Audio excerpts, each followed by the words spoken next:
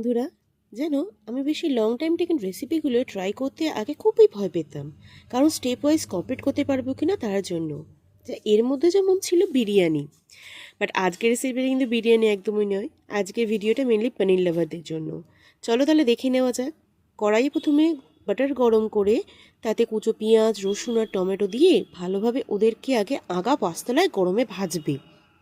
তার মাঝেই হালকা উষ্ণ জলে কয়েকটা কাজু ভিজিয়ে রাখবে।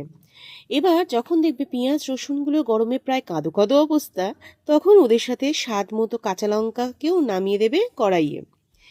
সবাই যখন একসাথে কেঁদে ভাসাবে, তখন আর কি ওদের নামিয়ে মিক্সার গ্রাইন্ডার ভিজিয়ে রাখা কাজু, জিরের গুঁড়ো, ধনের গুঁড়ো সহযোগে পেস্ট বানিয়ে নেবে। এরপর পালা পনিরগুলোর।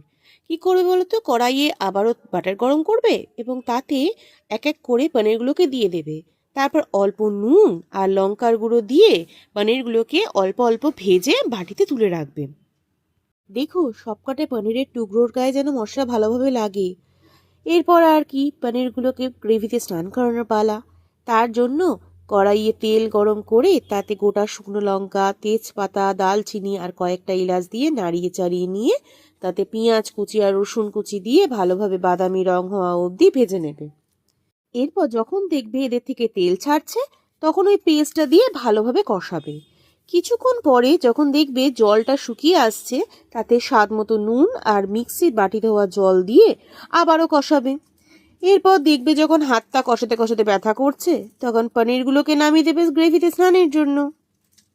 এরপর আর কি ভালোভাবে পনিরগুলো স্নান হয়ে গেলে পছন্দ মতো গ্রেভির কনসিস্টেন্সি রেখে উপর দিয়ে কাসুরি মেথি আর অল্প গরম মশলা ছড়িয়ে দেবে।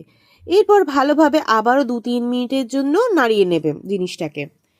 কিছুক্ষণ পরে ওপর দিক দিয়ে ফ্রেশ ক্রিম দিয়ে ভালোভাবে আবারও একটুখানি কষিয়ে বাটিতে তুলে নিয়ে রুটি বা লুচির সাথে সার্ভ করলেই ব্যাস কেল্লা ফতে।